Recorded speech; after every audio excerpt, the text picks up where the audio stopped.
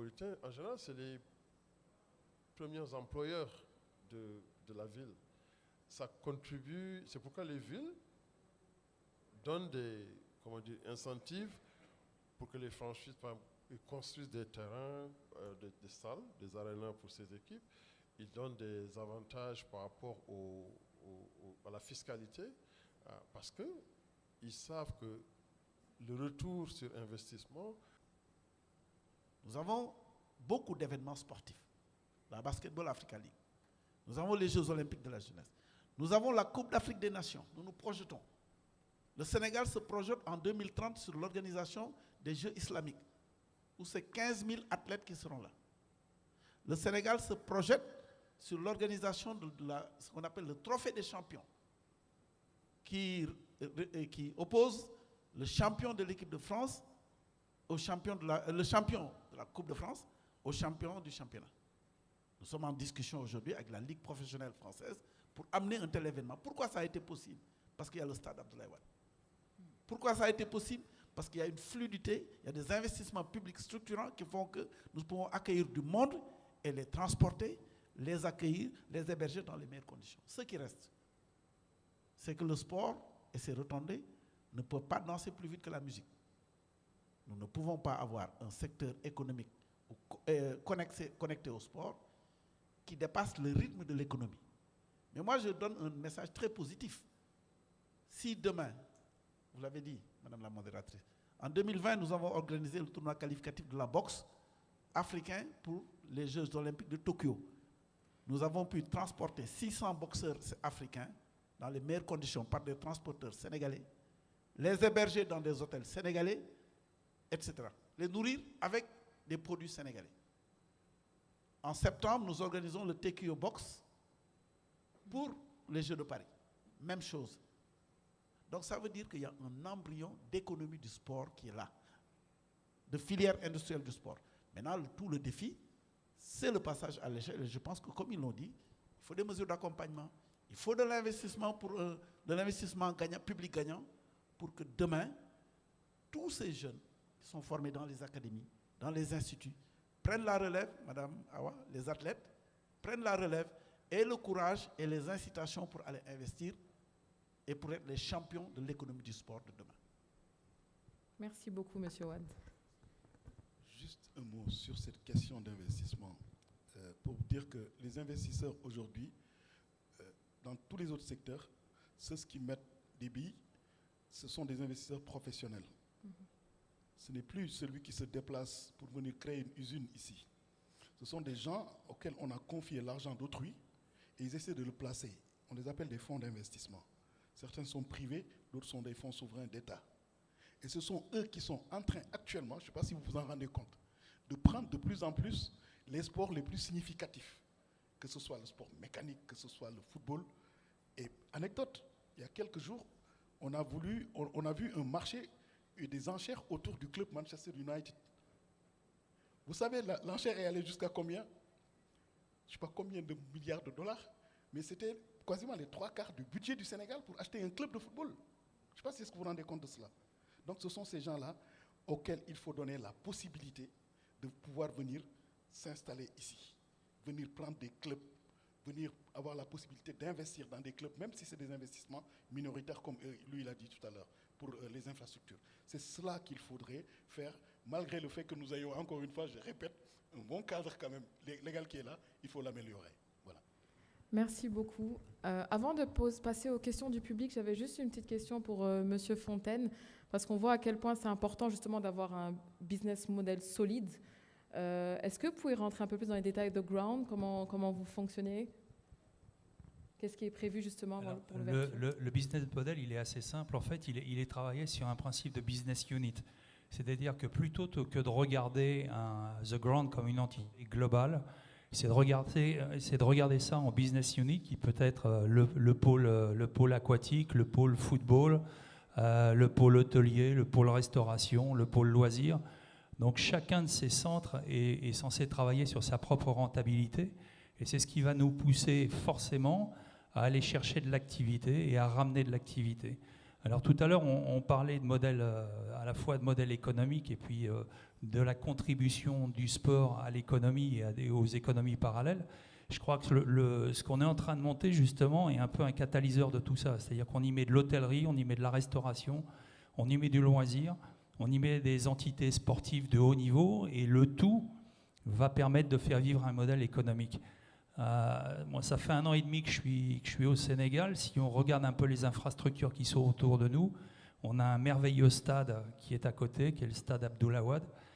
Il a dû être utilisé 3 fois dans l'année, sans aucun événement parallèle qui a été fait dessus, qui peut être des concerts, du théâtre, du motocross. Enfin, on peut prendre le modèle du grand stade en France, par exemple, où il y a des événements quasiment tous les mois. Donc, c'est comment est-ce qu'on amène de la rentabilité sur un site en utilisant chaque mètre carré, j'ai presque envie de dire chaque centimètre carré, pour ensuite mettre aussi ces outils à contribution et à destination de populations qui sont des populations un peu différentes.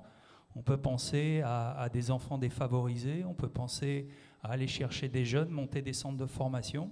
Et ça, on ne peut le faire en tant que privé si on a la capacité de générer du GOP, donc du résultat net d'exploitation, et de permettre de subsidier le système.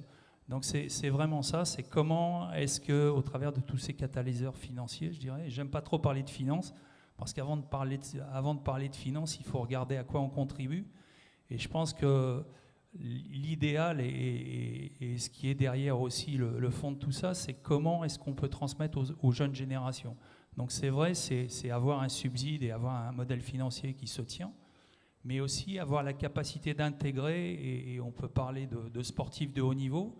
Par exemple, tous nos entraîneurs vont être des sportifs de haut niveau, d'anciens sportifs de haut niveau, qui vont venir comme entraîneurs. Donc en fait, ils ont la connaissance du sport dans son intégralité, ils ont la connaissance de leur corps parce qu'ils ont aussi souffert, donc ils peuvent conseiller quelqu'un en lui disant « fais pas comme ci, fais pas comme ça », mais ils vont aussi avoir cette capacité de transmettre la passion et d'emmener des nouvelles générations à produire du sportif de haut niveau pour le Sénégal.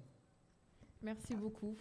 Donc malheureusement, on est un peu pris par le temps. Je vous remercie en tout cas pour cette discussion et j'espère qu'on aura l'occasion d'échanger plus amplement. S'il y a quelques questions justement du public, on va faire un petit... Je ne sais pas où sont les micros. Il y a une question. Oui, elle arrive.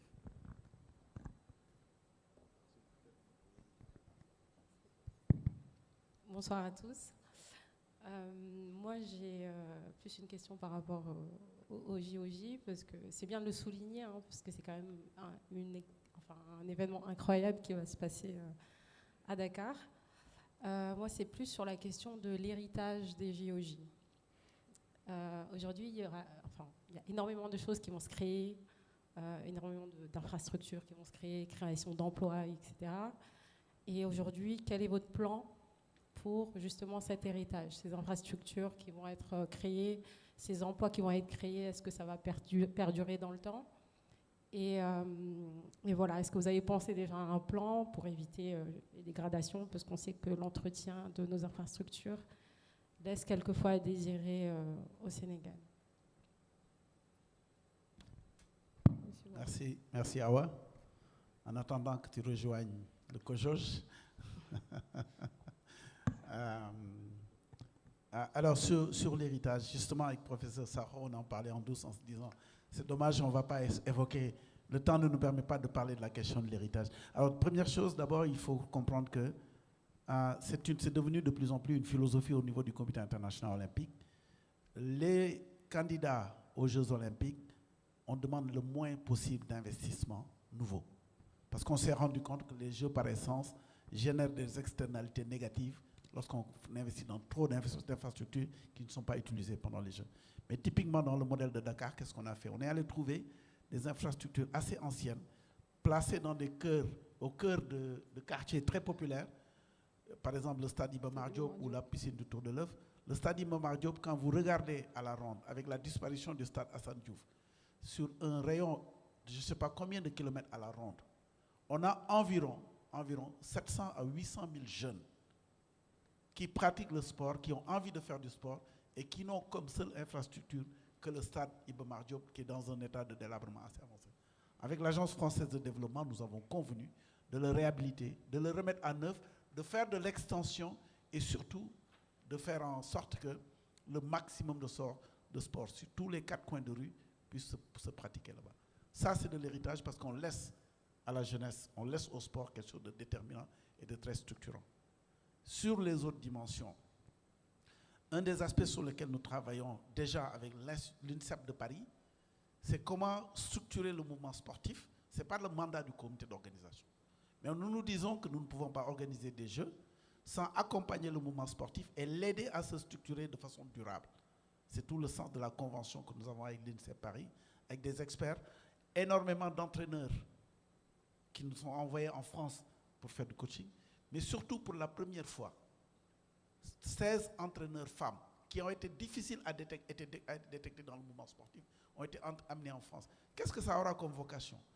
On sait qu'il y a une réalité sociologique au Sénégal. Quand vous demandez à M. Abdoulaye Baldé d'amener sa fille pour aller faire, par exemple, de la natation, pour peu qu'il soit un peu traditionnaliste, il va vous dire un entraîneur de natation homme n'entraîne pas ma fille.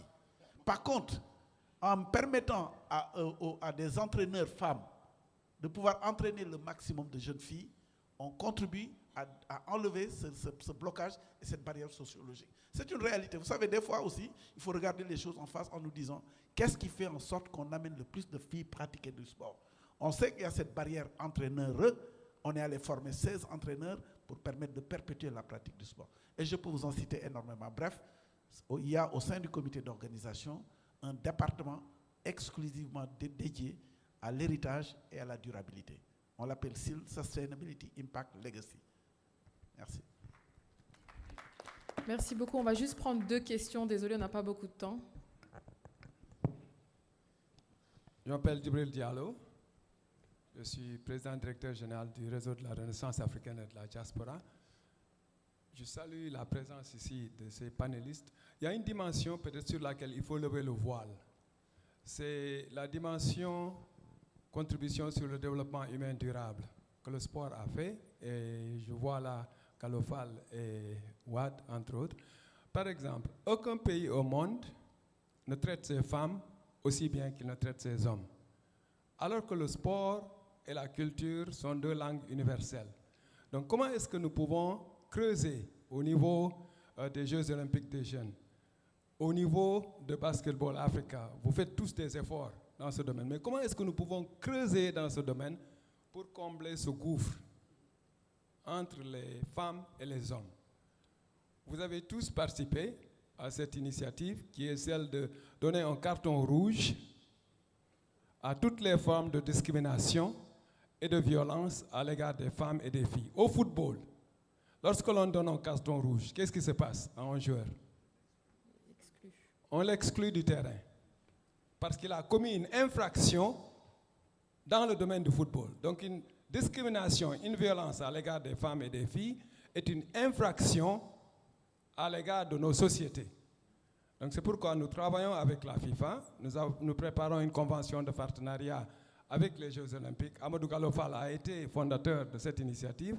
Donc nous devons tout faire pour avoir au moins 1 million de signatures pour donner un carton rouge à toutes les femmes et les hommes qui donnent cette discrimination. Comment est-ce que nous pouvons vraiment lever ce voile?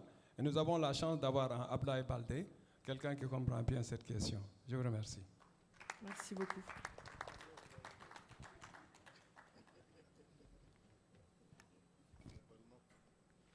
Bien, ce qu'on peut dire, c'est que ce que moi je peux dire, c'est que nous sommes en discussion avec M. Diallo. Nous allons avancer parce que c'est des dimensions, il faut le dire, il faut le reconnaître, qui sont des dimensions assez cristallisées dans nos sociétés. Et le prétexte des Jeux Olympiques doit être un prétexte pour pouvoir faire des avancées sur ces dimensions-là. Donc nous verrons très prochainement. Merci beaucoup. Alors malheureusement, on fait signe qu'on est pris par le temps. Juste ajouter pour 30 secondes, Oui. d'abord mes salutations au professeur Djibril Diallo, avec qui on a travaillé sur des questions sociétales depuis plusieurs années. en ce qui nous concerne, au niveau de la Basketball Africa League, les deux piliers de tout ce qui est contribution à la justice sociale pour nous, c'est numéro 1, sensibiliser et poser les questions de violence contre le genre et de promouvoir l'accès à l'industrie du sport aux femmes, pas seulement en tant qu'acteur pour jouer, mais aussi pour pouvoir intégrer nos structures et assumer des positions de leadership. Au niveau de la Basketball Africa League, là, mes collègues me faisaient la remarque, on a en majorité, c'est des femmes qui sont au cœur de toute l'activité. C'est les marketeurs, à la finance, dans toutes ces expertises dont on a besoin pour construire, bâtir cette ligue, d'en faire l'une des meilleures ligues professionnelles de basketball au monde. Et l'autre pilier, c'est justement partout où nous allons d'utiliser des entreprises locales. Partout où nous allons, nous utilisons des fournisseurs locaux au mieux possible. À tout égal, nous investissons dans le local. Merci. Merci beaucoup. Donc merci à vous. Malheureusement, on est pris par le temps. Je vous remercie pour cette discussion, pour cet état des lieux un peu de l'industrie sportive sénégalaise, comprendre un peu mieux les défis et les facteurs clés. La boxe, je vous attends. J'attends tous en septembre pour la boxe. Et... Comment ? Dame qui veut parler. On parle de non-discrimination. Allez, une dernière question. Merci à vous. Bonjour à tout le monde. Et je salue déjà la présence de notre président Ablaye Baldé qui est là. Et aussi nos leaders qui sont là, à savoir M. Ouad, M. Sarro, M. Fall et M. Fontaine. Moi, par exemple, j'ai des problèmes. Je suis sportif, je suis basketteuse.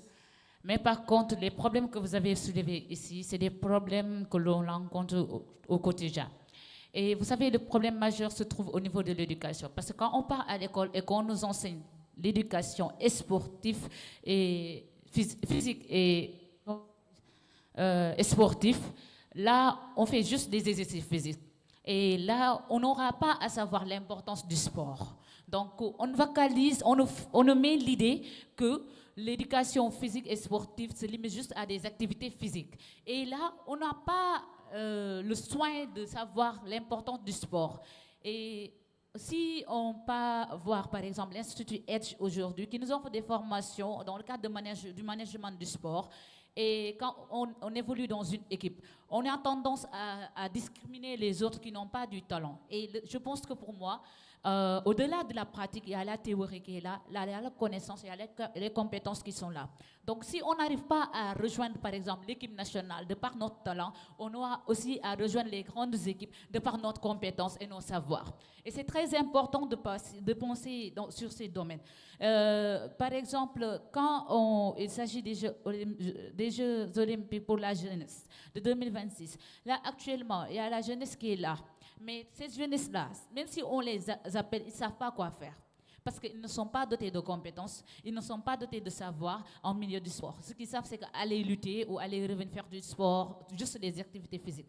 Et je ne sais pas si, par exemple, aujourd'hui, M. Fall peut nous permettre aussi, parce qu'au niveau de son centre, les sélections, c'est pour les jeunes qui ont les 18 à peu près, qui ont l'âge d'être dans l'académie et tout. Mais en dehors de ça, il faut permettre, par exemple, les jeunes qui se pratiquent du sport et qui ont un niveau d'éthique assez élevé, par exemple le master, d'intégrer votre académie et d'être au moins des managers du sport et d'évoluer avec les équipes qui sont là. Ça va permettre au sport africain d'évoluer sur le plan économique et industriel. Et c'est très important. On a tendance à oublier ce domaine et c'est très important. Merci à vous. Merci beaucoup.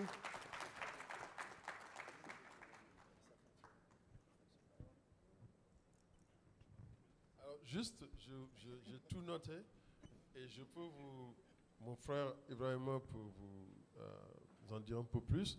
On a un programme justement pour faire du training dans tous les métiers qui sont relevant au sport. Et on a eu une cérémonie remise de diplôme il y a à peu près un mois avec le coach Aline Cissé et notre frère coach Abdourahmane Ndiaye Adidas.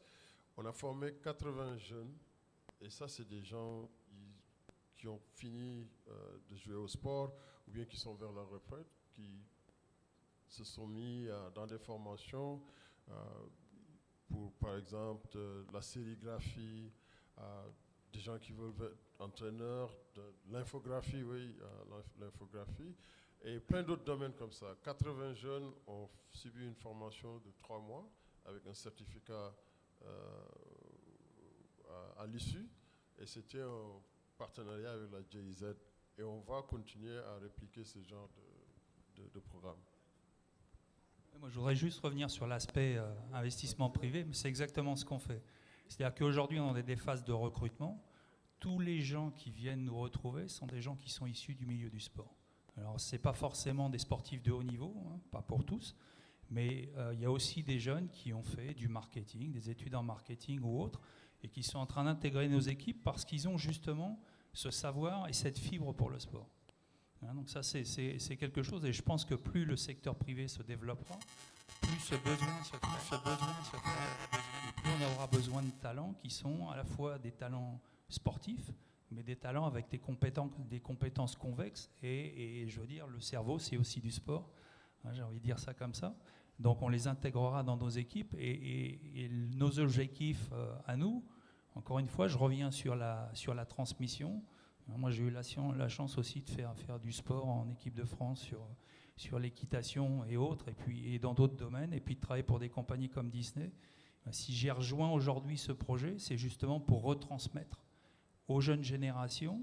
Il y a des gens qui sont des vecteurs forts de demain. On parlait de gens âgés de 26 ans en moyenne. Voilà, c'est de retransmettre, redonner ce qu'on nous, on a eu la chance de recevoir à une époque de nos carrières, et de faire en sorte que demain, à la place d'avoir un Eric dans ce siège, ce soit un jeune Sénégalais qui reprenne le lead.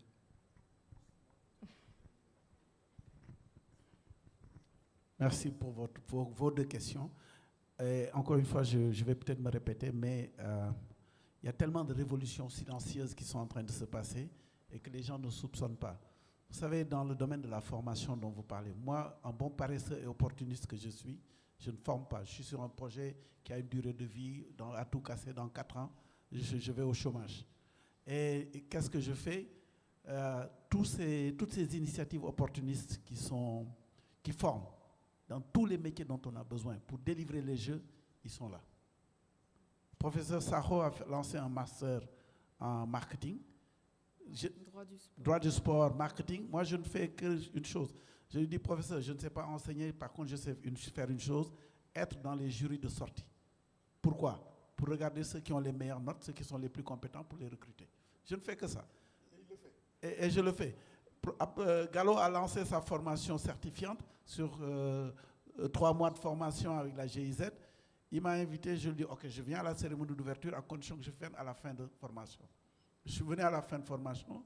Nous avons trouvé énormément de compétences et surtout quelque chose de très important. Là-dedans, il y a des migrants de retour. Il y a des migrants de retour. Donc, je pense que aussi, notre jeunesse ne se rend pas compte qu'il y a des niches de révolution silencieuses qui se passent, et ceux qui savent capter les opportunités, le font. On n'a pas une masse critique d'instituts de formation pour faire de la grande publicité, pour absorber toutes les demandes. Donc, je pense que ça fait son chemin, mais moi, je suis très, très, très optimiste. Je suis profondément convaincu que ça va arriver. Merci. Ce que vous avez dit ce que vous avez dit maintenant sur l'éducation physique et sportive, c'est une vérité. C'est une vérité.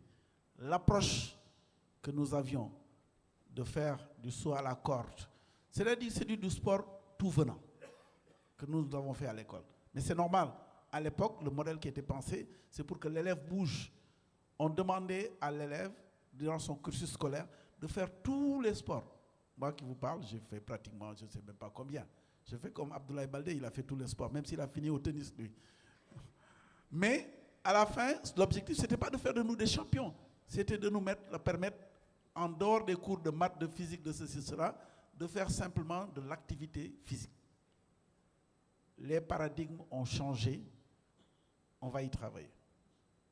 Merci. Merci beaucoup. Je vous remercie. J'espère qu'on aura l'occasion de poursuivre ce débat à un autre moment. Je remercie tout le public. Et juste aussi pour vous annoncer, je crois qu'il y a des navettes qui vont partir à 17h30 pour repartir vers les hôtels. Merci, à bientôt. À demain.